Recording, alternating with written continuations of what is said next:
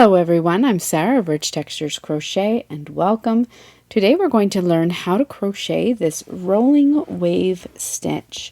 Now this is a very textured crochet stitch to work. As you can see, the waves kind of float here on the top of the surface, and this is your back, which is quite smooth, so all the texture is to the one side. Today for the tutorial, we're going to be using a little bit of a worsted weight yarn. This is the Heatherly yarn by We Crochet, as well as a 5mm or an H8 crochet hook. The direct link to the free written instructions for this pattern can be found in the description of this video. The instructions are free to follow on richtexturescrochet.com. So thank you so much for joining me. While you're here, I invite you to take a look around.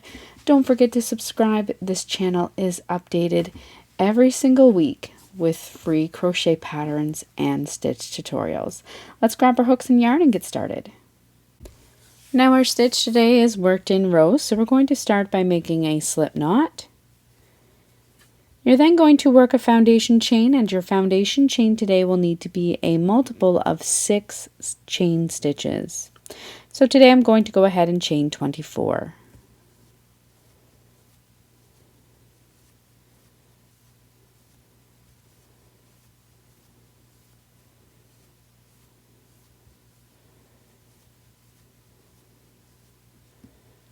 Once you have worked your multiple of 6 stitches, you're going to begin by working row 1 with a single crochet into the second chain from your hook, and then single crochet into each stitch all the way across.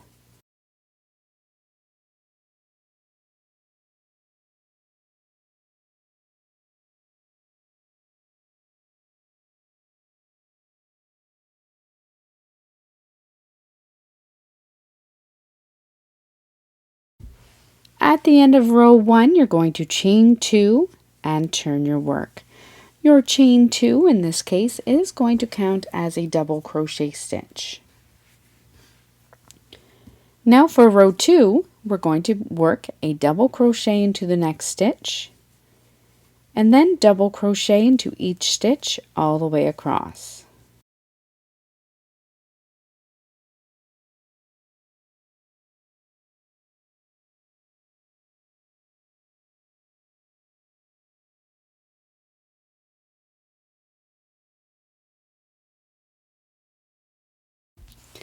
At the end of row 2, you're going to chain 1 and turn your work. We're now going to work some of that rolling wave texture, and if you worked my honeycomb waffle stitch from a couple weeks ago, then you will have seen this technique before. What we're going to do is we're going to work a single crochet into the top of our first stitch. Your chain 1 does not count as a stitch. You're then going to turn your work so that the right side or the front side of your work is facing. This is the side that the texture is going to be on. You're then going to work two single crochet stitches around the post of the next double crochet, working from top of the stitch to the bottom of the stitch. So bring your hook in front, insert your hook under and around the post of the next double crochet stitch, and work a single crochet and repeat right next to it. You're then going to turn your work clockwise, skip the next double crochet stitch, and then work 2 more single crochets around the post of the next double crochet, this time working from the bottom of the stitch up to the top. So insert your hook under and around the post of that next stitch, work 1 single crochet and 2 single crochet. Once again, turn your work so that it's right side up and you have the tops of your stitches once again on the top side.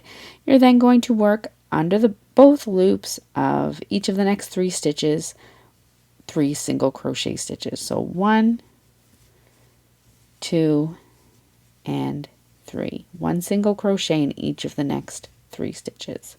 You should see a little wave of texture now at the back of your work, or the front of your work. We're now going to repeat that all the way across. So you're going to, once again, turn your work so the front side is facing, and around the post of the next double crochet, work 2 single crochet stitches. Turn your work clockwise, skip the next double crochet, and work 2 single crochets around the next double crochet stitch. Turn your work once again and single crochet into each of the next 3 double crochet stitches. Repeat this all the way across until you have 1 stitch remaining.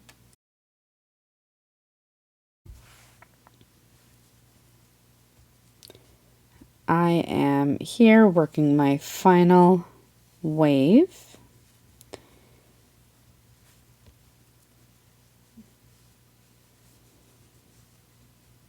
And now that I've come across, I have 1 stitch remaining, which is that turning chain 2. And you're going to finish off your row 3 by working a single crochet into the top of that turning chain 2. You can then chain 1 and turn your work. We're now going to work some single crochet post stitches. And what we're going to do is we're going to begin by working just a single crochet into the top of your first stitch. You're then going to work a single crochet into each of the next 3 double crochet stitches 2 rows below. So there's 1, 2, and 3. Next, work 3 back post single crochet stitches around the post of each of the next 3 single crochets. So you're going to work from the back of the stitch, insert your hook, from back through to front, around the post, and out through the back again, the post of the next single crochet, and finish your single crochet stitch. You're going to do that a total of 3 times. So that was 1, 2, and 3. Single crochet into each of the next 3 double crochet stitches 2 rows below, and repeat. Back post, single crochet around the post of each of the next 3 single crochet stitches, and single crochet into each of the next 3 double crochets 2 rows below. Repeat this all the way across until you come to the final stitch.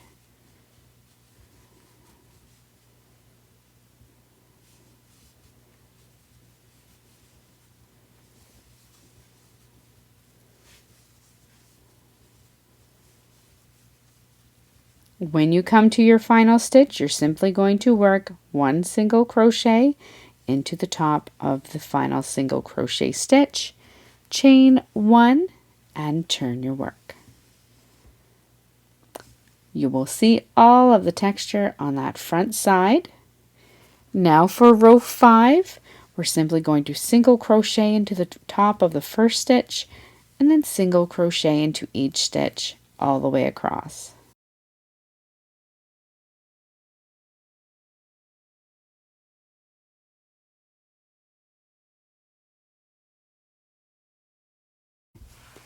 At the end of row 5, chain 2 and turn your work.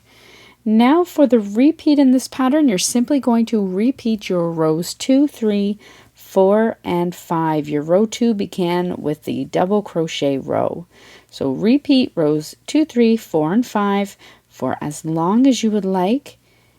Fasten off, weave in your ends, and that is how you work this rolling wave stitch.